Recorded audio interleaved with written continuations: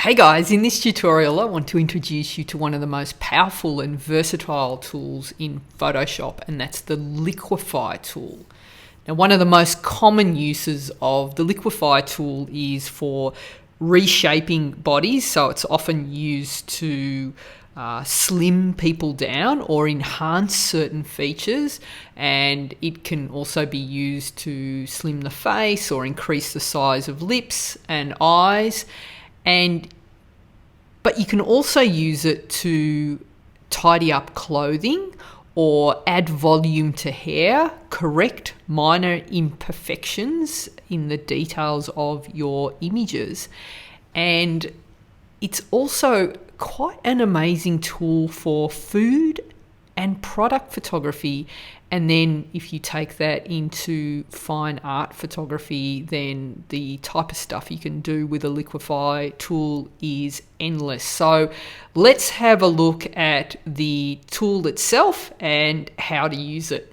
All right, so to work with the Liquify tool, the first thing you need to do is open your file in Photoshop. Now I'm using Photoshop CC, so it's the 2019 version of that. If you've got a version of Photoshop that's earlier than 2015, there'll be a couple of features that you won't be able to see with your Liquify, but most of them are very similar. All right, so once you've got your image open, what you do is make sure that you duplicate the layer. So Command J is the shortcut to that, so that you've got a new copy of your background layer. And then you want to go to Filter, Liquify. And what will happen is you'll get a new little workspace. It looks a lot like Photoshop, but it's actually the Liquify workspace. So on the left-hand side are the Liquify tools, and I'll go through those one by one in a second, but I first just want to deal with the properties first off. So before we start, it's the brush tool options that we're dealing with. So I'm just going to close everything off here so that you're not confused. So I want to show you what all these little settings mean. And realistically, for about 80% of the work I do with the Liquify tool, I'm using this first tool here, which is the forward warp tool. So that's the most useful and versatile tool in the Liquify toolkit. So it's that one there. And what I want to show you, you can now, once you've picked the tool that you're going to use, you can now change the settings. So just think about it as very similar to when you're using the brush tool or the clone stamp in Photoshop. You can adjust the size and the hardness and the opacity of the tool. This little properties menu is very similar to that. So the first one is very self-explanatory, and it's the brush size. So you can scale that up and down. You can see I've got the big brush there as I go up, and there it is, and I can make it as large or as small as I want. Now the shortcut for that is if you use your bracket key, you can also scale up and scale down. And so that's a good little shortcut for that. All right, so I've got my brush size set, and using the forward warp, basically what that allows you to do is it allows you to change the shape of your image. So you're pushing pixels around, okay? And so the next setting, the density, is going to influence how much of the edge of your brush is being used when you're using any of the tools. So you can see that when I set my density to 100%, basically the entire edge of my brush is being used. You can see that it fits in nicely. So it's using that entire shape. Now watch what happens when I return the density to, let's lower it to around 10, and I'll do the same thing. I'm going to push in. Now you can see that it's a much sharper edge and it's now not using the entire edge of the brush. So it's kind of using more of the center part. So you've kind of got like a pointier tip.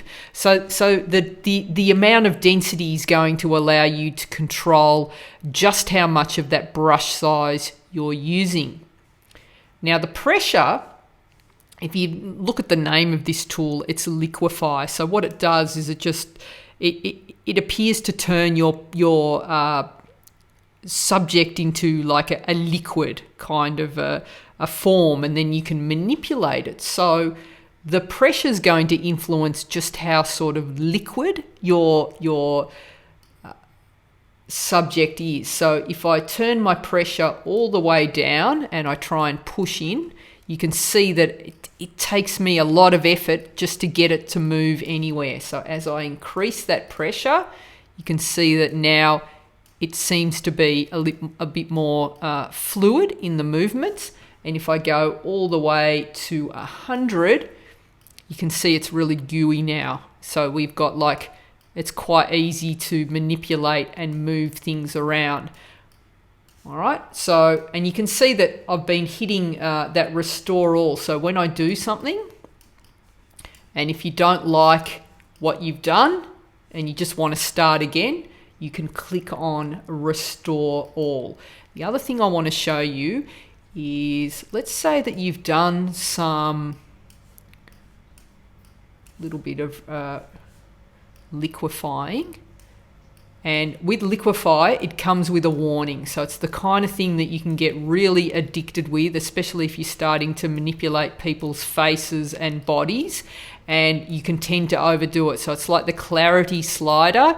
This is something that you want to do less rather than more. So here is a really good tool that, let's say you've done a few things to your file, you can hit the reconstruct, and what you'll get is a slider, and that'll allow you to maybe head back and knock back some of the work that you've done. So you can go all the way back to the start where you didn't do anything, and then just maybe go halfway rather than the whole way.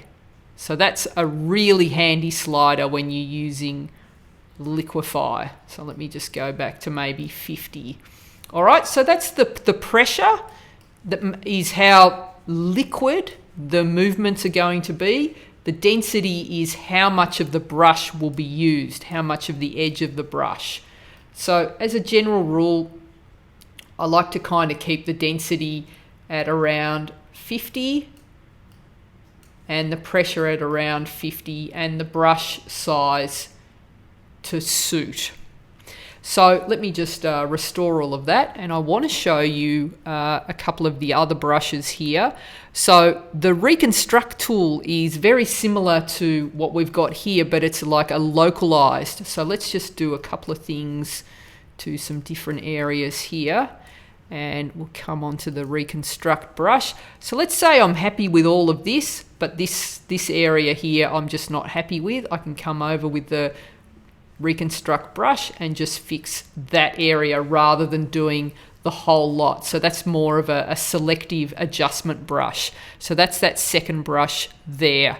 All right, now I want to show you some more practical applications of the Liquify tool on some actual images so you can see how they all work. All right, so let's have a practical look at some of these tools now. So I'm going to start with quite a decent size brush, and so the forward warp tool, you can see that I might use this just to push in any areas. So often I might use that for just making people look a little bit smaller, or just even tidying up the edges of clothing, and you can use it on just to push in faces and things like that. There's actually a better way to do this in the latest version of Photoshop Liquify, so I'll show you that. So that's the forward warp tool, and as I showed you earlier, the reconstruct tool, you can selectively adjust areas that you've worked on before rather than reconstructing the whole area. So you can just selectively do that with a brush.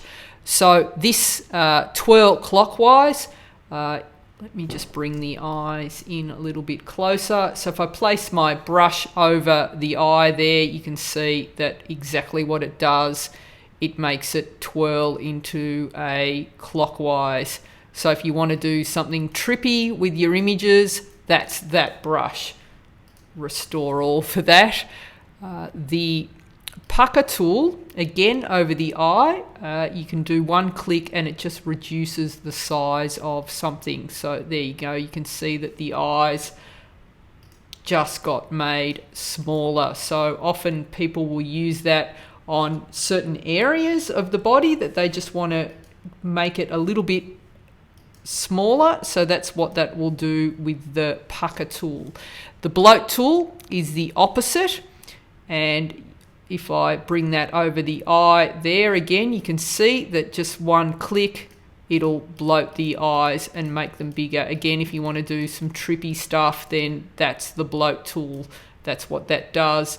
And let me just restore all of that. Push left.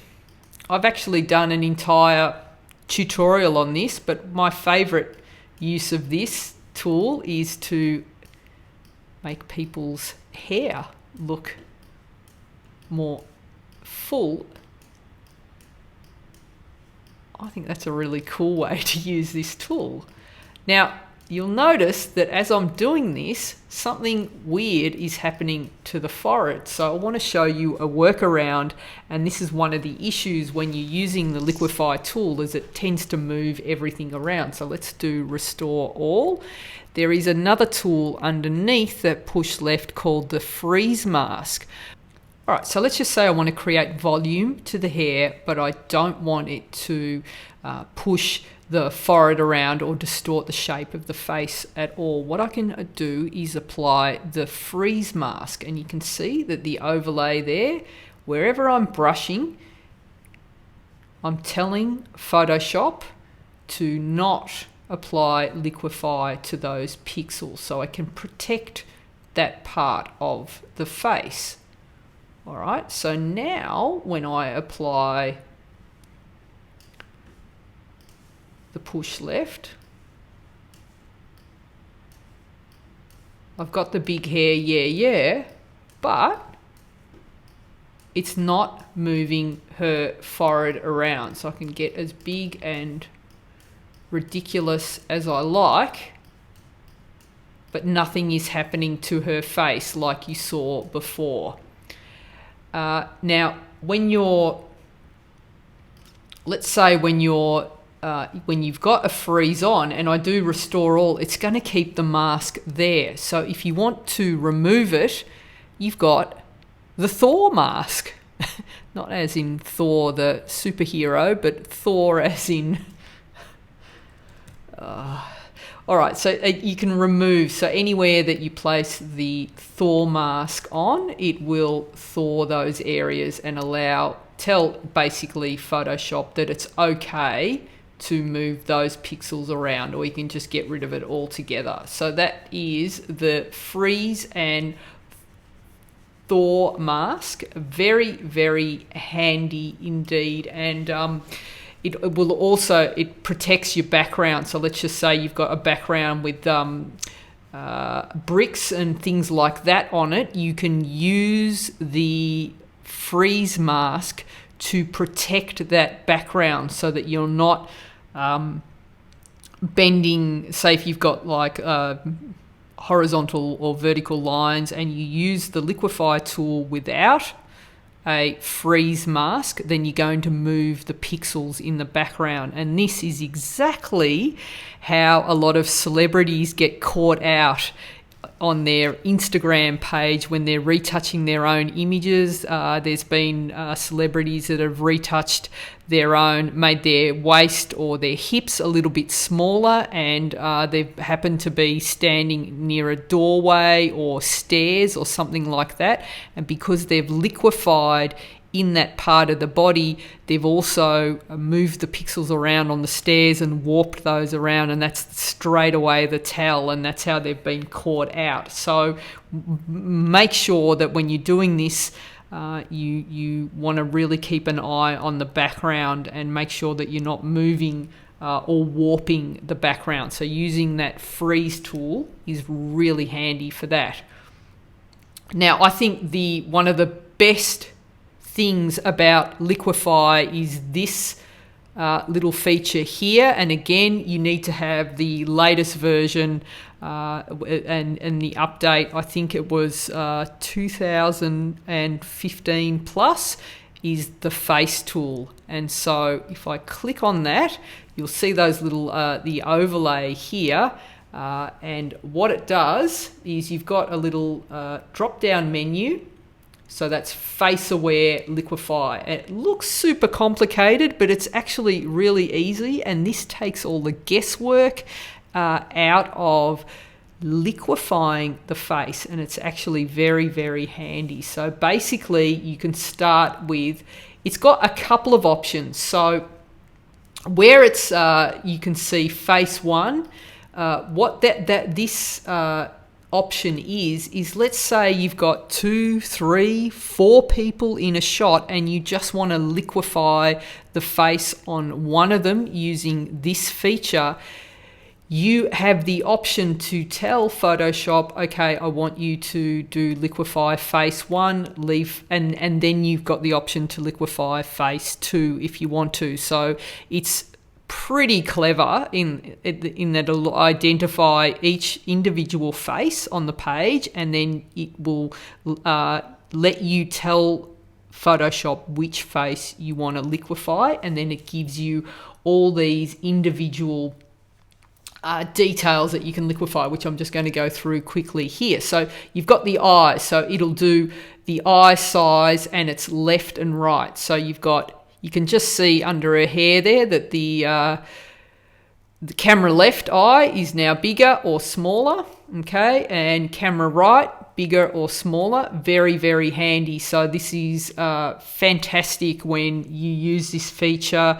So often you will have a model that has one eye slightly bigger than the other. So what you can do is, using this feature, you can just come along and make either the smaller eye a little bit bigger or the bigger eye a little bit smaller, slightly, so that they're more evenly matched, and it gives you a more pleasing portrait. And these are the kind of things that hopefully no one notices that you've done. They just like themselves a little bit more. So it's not something that you overdo and make it obvious that you've done these little tweaks, but it's kind of like I do maybe 5 or 10%. So the person doesn't notice. They just like themselves a little bit more, and they're just tiny, tiny, tiny little tweaks.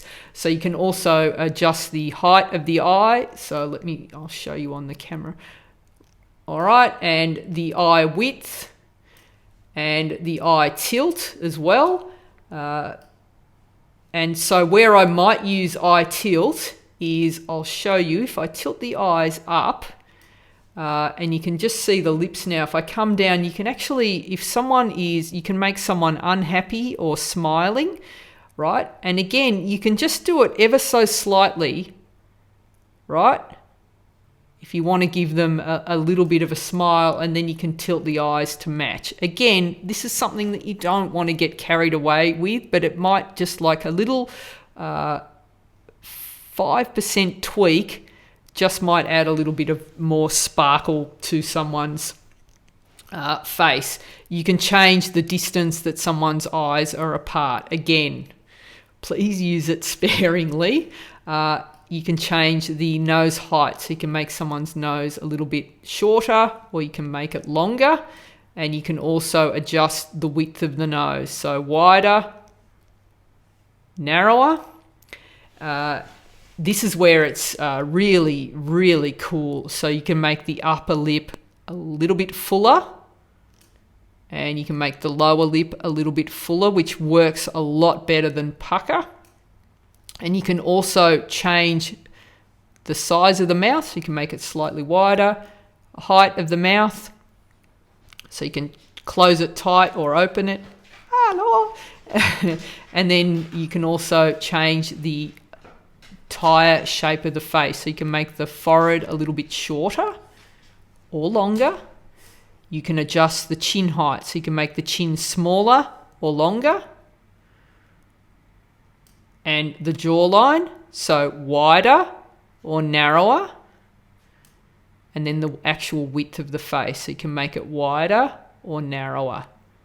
And so there are some people that have very, very thin faces that can be helped by just making the face look slightly fuller, and there are some people that may look fuller in the face that just prefer that the face looks a little bit narrower, and also the jawline. So a favourite tweak of mine is to do the jawline and the face width, but just a little bit, again, not overdo it.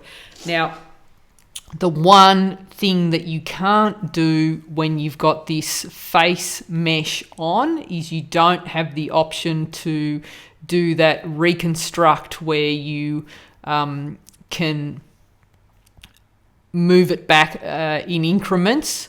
You don't get that option, so you can either commit to it or not, which is a real shame. So you want to make sure that, again, you are more on the side of conservative when you're doing this and not going too far over the top.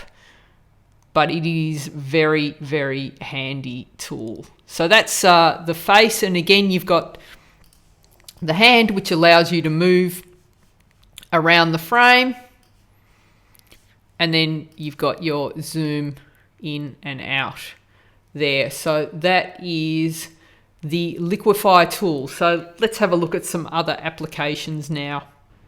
All right, so as I said, one of the most common ways that Liquify tool is used is to kind of slim people down a little bit and to tweak the body. So to do that, I use the forward warp tool, and again, I make sure that my brush size is nice and large, and I have the density at around 50 and the pressure at around 50, and then you can just do some small little tweaks. So often I might do just push in the hips, and what I like to do is just tidy up other areas. So you might want to, like when there's like uneven little lumps and bumps that shouldn't be there, I like to clean those up.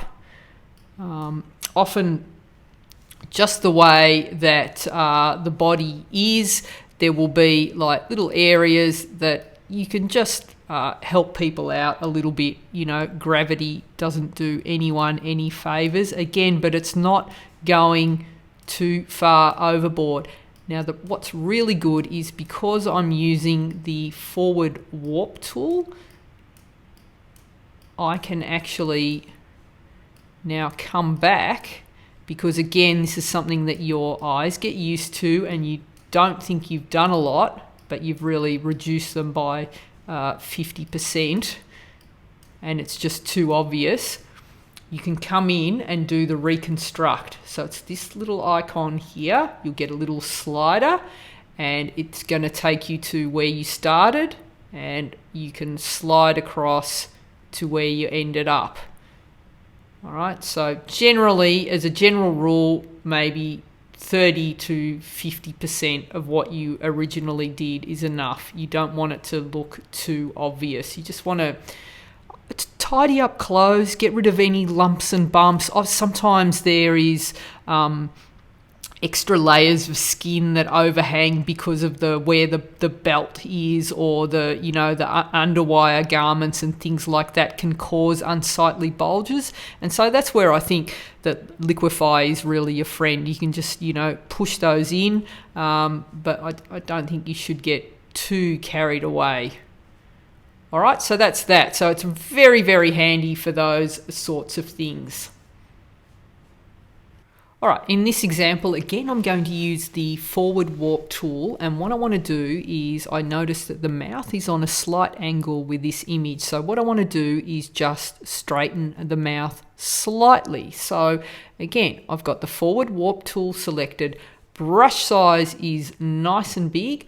Density 50, pressure 50. And I'm just going to come over, hover my brush over the mouth, and I'm going to bring the side that's drooping up, and I'm going to bring the side that's too high down. Just do that a couple of times, and then I'm going to just toggle on and off the preview. And the other thing that I can do is just come to reconstruct, start at the start, so that's without any liquify, and I can again increase. And again, maybe about, that's probably too far. So maybe about 60% looks right.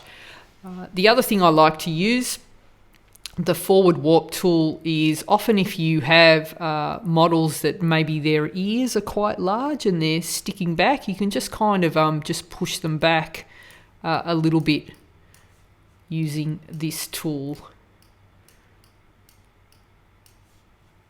And I have to admit, I have done that for people before. And again, it's like, it shouldn't be noticeable. Again, it's a 5 or 10% improvement. And you can see that where you can also improve fabric if you want to move it around or just get rid of any unsightly bulges and things like that.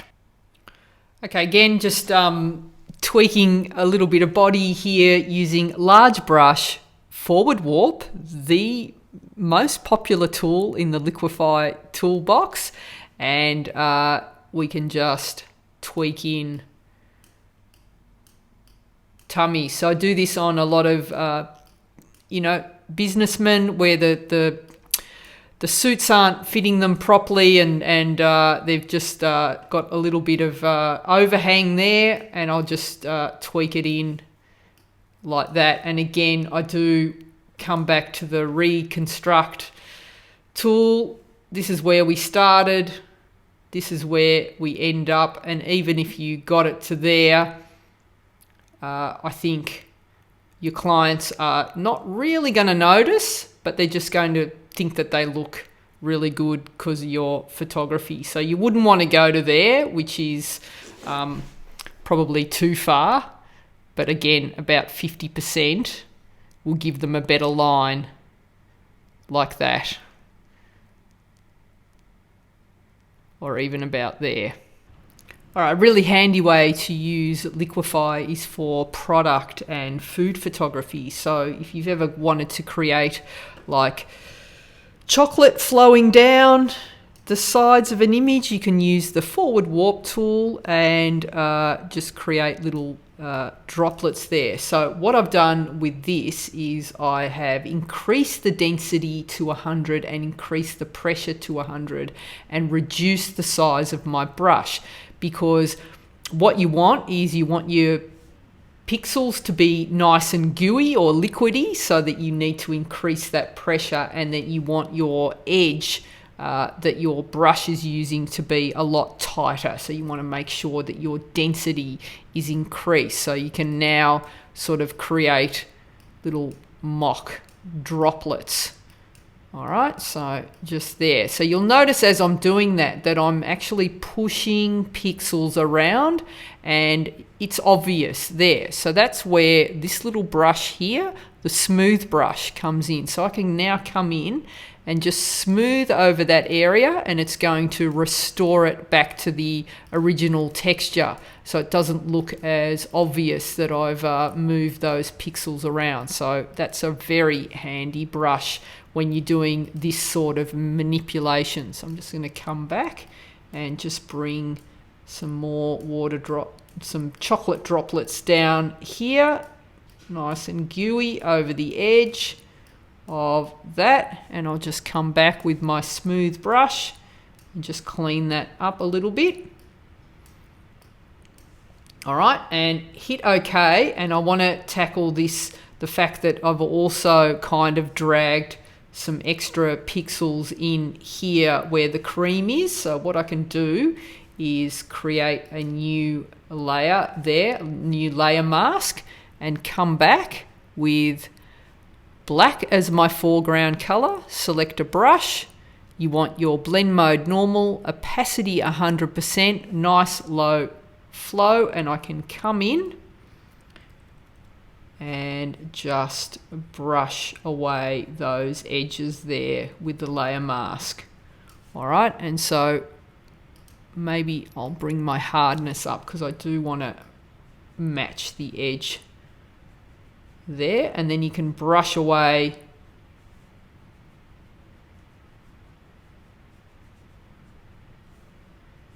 the fact that I've dragged those pixels along of the white there.